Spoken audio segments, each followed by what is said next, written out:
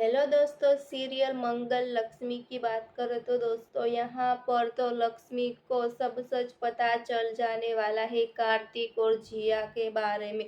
जी हाँ दोस्तों, यहाँ पर तो कार्तिक और जिया एक साथ डांस करने वाले हैं। फिर कार्तिक का असली मास्टरमाइंड का चेहरा सामने आने वाला है लक्ष्मी के सामने, और लक्ष्मी बहुत बड़ी सजा देने वाली है, क्योंकि यहाँ पर तो एक बाजू गायत्री और जिया दोनों घर से बाहर निकाल देते हैं लक्ष्मी को।